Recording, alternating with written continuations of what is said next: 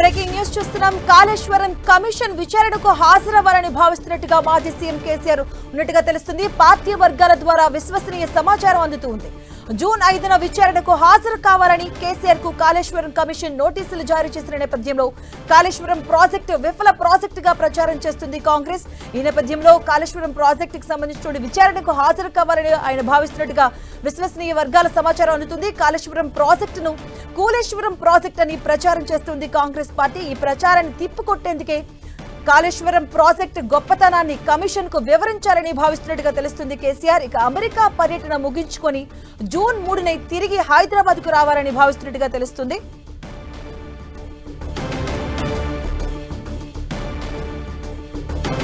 ఇదే అంశానికి సంబంధించిన పూర్తి అప్డేట్స్ మా కరెస్పాండెంట్ కరుణాకర్ అందిస్తారు. కరుణాకర్, మాజీ ముఖ్యమంత్రి బీఆర్ఎస్ అధినేత కాళేశ్వరం కమిషన్ ముందు విచారణకు హాజరు కావాలని చెప్పి భావిస్తున్నట్టు తెలుస్తోంది. వచ్చే నెల 5న కమిషన్ ముందు విచారణకు హాజరు కావాలని చెప్పి ఇప్పటికే పీసీ ఘోష్ కమిషన్ కేసీఆర్కు నోటీసులు జారీ చేసింది.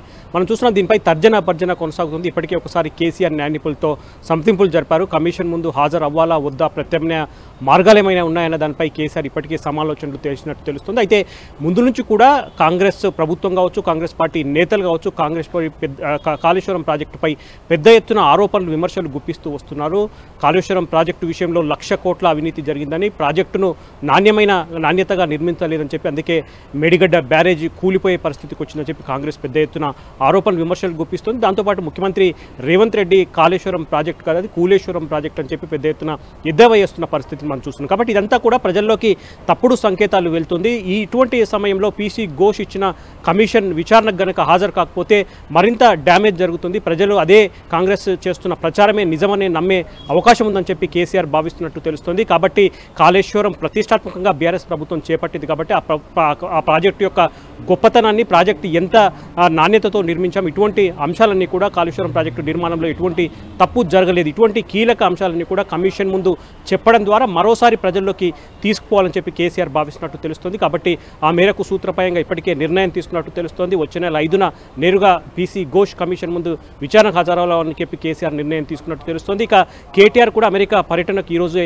అమెరికా లండన్ పర్యటనకు వెళ్లారు. ఆయన వాస్తవానికి షెడ్యూల్ ప్రకారం వచ్చే నెల 4న హైదరాబాద్ తిరిగి రావాల్సింది. కానీ కేసీఆర్ కాళేశ్వరం కమిషన్ ముందు హాజరు కావాలని చెప్పి నిర్ణయం తీసుకున్న నేపథ్యంలో ఒకరోజు ముందుగానే, అంటే వచ్చే నెల 3వ తేదీనే హైదరాబాద్కు కేటీఆర్ రానున్నట్టు తెలుస్తుంది. ఒకవేళ కేసీఆర్ కమిషన్ ముందుకు వెళ్తే ఆయనతో పాటు కేటీఆర్ కూడా ఆయనకు తోడుగా వెళ్లే అవకాశం కనిపిస్తుంది. మాధవి, అంటే ఇప్పుడు కాళేశ్వరం విచారణలో కేసీఆర్ తో పాటు కేటీఆర్ కూడా వెళ్లే అవకాశం ఉంటుందంటారా? అదే కేటీఆర్ ఈ మేరకు ఇప్పటికే నిర్ణయం తీసుకున్నట్టు తెలుస్తుంది. కేసీఆర్ న్యాయ నిపుణులతో సంప్రదింపులు జరిపిన తర్వాత ఆయన కాళేశ్వరం కమిషన్ ముందు హాజరు కావాలని చెప్పి ఇప్పటికే ఒక నిర్ణయం తీసుకున్నట్టు తెలుస్తుంది. కేటీఆర్ కూడా ఆయనకు తోడుగా వెళ్లే అవకాశం ఉంది. ఆయన కేటీఆర్ అమెరికా షెడ్యూల్ ప్రకారం వచ్చే నెల 4న హైదరాబాద్కు రావాల్సింది. కానీ కేసీఆర్ కమిషన్ ముందు హాజరవుదాలని చెప్పి నిర్ణయం తీసుకున్న నేపథ్యంలో ఒకరోజు ముందుగానే కేటీఆర్ అమెరికా నుంచి వచ్చే అవకాశం కనిపిస్తుంది. వచ్చే నెల 3నే కేటీఆర్ హైదరాబాద్ వచ్చే అవకాశం కనిపిస్తుంది. వచ్చే నెల 4న కేసీఆర్ మరోసారి న్యాయ నిపుణులతో కాళేశ్వరం కమిషన్ ముందు ఎటువంటి అంశాలు ప్రస్తావించాలన్న దానిపై న్యాయ నిపుణులను సంప్రదించే అవకాశం కనిపిస్తుంది. వచ్చే నెల 5న కాళేశ్వరం కమిషన్ ముందుకు కేసీఆర్ కనుక వెళ్తే ఆయనతో పాటు తోడుగా కేటీఆర్ కూడా కేసీఆర్తో పాటు వెళ్లే అవకాశం కనిపిస్తుంది. మాధవి, కరుణాకర్, అంటే ఒకవైపు కాంగ్రెస్ కూడా కాళేశ్వరం కాదు ఇది కూలేశ్వరం, అక్రమాలు జరిగాయి, దోచుకున్నారని కూడా గట్టిగా వినిపిస్తుంది, అంటే చెప్తూ ఉంది కాంగ్రెస్ ఒకవైపు నుంచి.